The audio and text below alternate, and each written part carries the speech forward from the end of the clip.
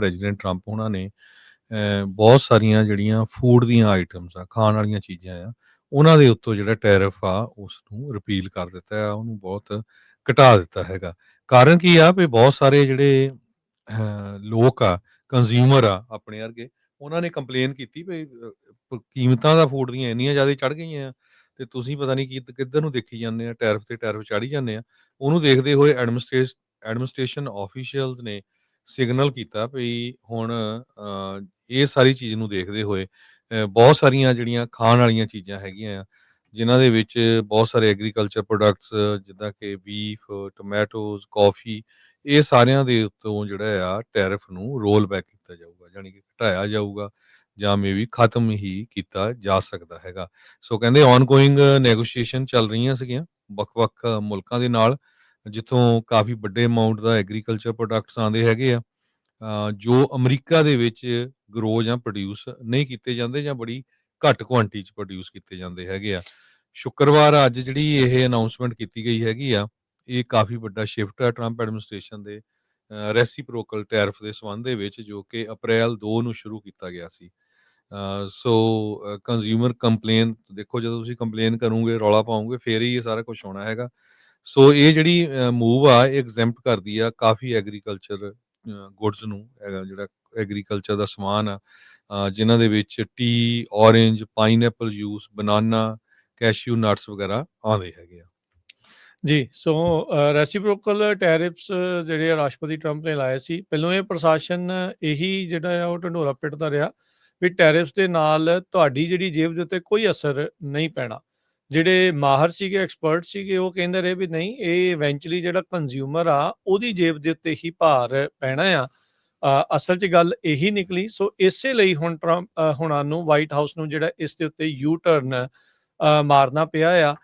ਕੱਲ੍ਹ ਦੀ ਇਹ ਚਰਚਾ ਚੱਲ ਰਹੀ ਸੀ ਵੀ ਅੱਜ ਇੱਕ ਵੱਡਾ ਫੈਸਲਾ ਜਿਹੜਾ ਉਹ ਆ ਸਕਦਾ ਆ, ਜਿਹਦੇ ਨਾਲ ਜਿਹੜੇ ਲੋਕਾਂ ਦੇ ਵਿੱਚ ਜਿਹੜੀ ਅਫੋਰਡੇਬਿਲਟੀ ਆ, ਕੰਜ਼ਿਊਮਰ ਪ੍ਰਾਈਸਿਸ ਜੋ ਵਧੇ ਪਏ ਆ, ਉਹਨਾਂ ਨੂੰ ਘਟਾਉਣ ਦੇ ਲਈ ਵੱਡਾ ਕਦਮ ਚੱਕਿਆ ਜਾ ਸਕਦਾ ਆ। ਸੋ ਇਵੈਂਚੁਅਲੀ ਜਿਸ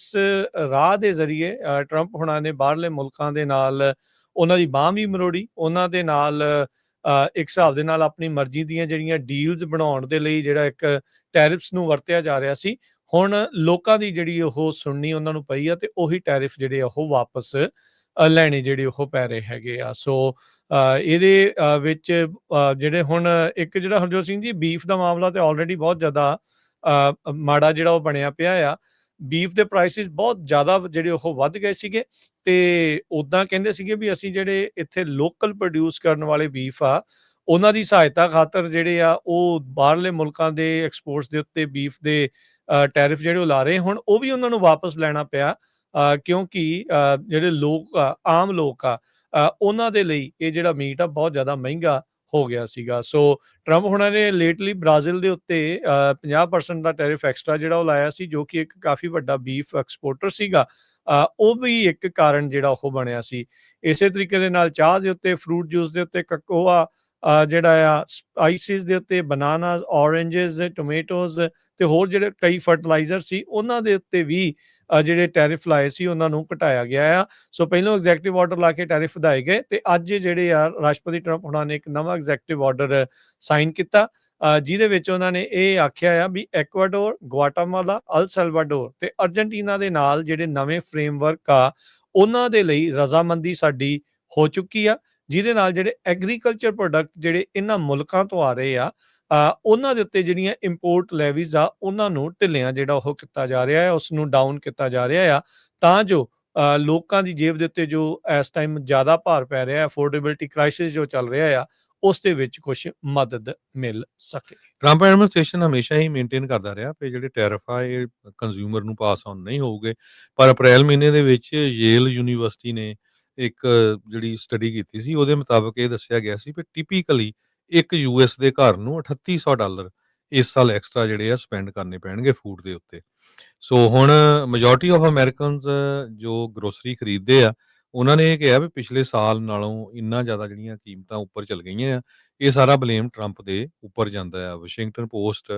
IPSOS ਪੋਲ ਜੋ ਆਏ ਆ ਅਕਤੂਬਰ ਦੇ ਵਿੱਚ, ਉਹਨਾਂ ਦੇ ਮੁਤਾਬਕ ਰਿਪਰੈਜ਼ੈਂਟੇਟਿਵ ਡੌਨ ਬੇਅਰ ਡੈਮੋਕ੍ਰੇਟ ਆ ਵਰਜੀਨੀਆ ਦੇ, ਉਹਨਾਂ ਨੇ ਇੱਕ ਜੋ ਹਾਊਸ ਵੇਜ ਤੇ ਮੀਨ ਸਬ ਕਮੇਟੀ ਦੇ ਉੱਤੇ ਵੀ ਹੈਗੇ ਆ, ਉਹਨਾਂ ਨੇ ਕਿਹਾ ਵੀ ਪ੍ਰੈਜ਼ੀਡੈਂਟ ਟਰੰਪ ਨੇ ਫਾਈਨਲੀ ਹੁਣ ਐਡਮਿਟ ਕਰ ਲਿਆ ਆ ਕਿ ਜਿਹੜੇ ਟੈਰਿਫ ਆ ਇਹ ਅਮਰੀਕਨ ਲੋਕਾਂ ਦੇ ਲਈ ਜਿਹੜੀਆਂ ਕੀਮਤਾਂ ਜਿਹੜੀਆਂ ਉਹ ਬਣਾਉਂਦੇ ਹੈਗੇ ਆ। ਸੋ ਕਹਿੰਦੇ ਵੀ ਅਸੀਂ ਟਰੰਪ ਐਡਮਿਨਿਸਟ੍ਰੇਸ਼ਨ ਨੂੰ ਇਹ ਕਹਿੰਦੇ ਆ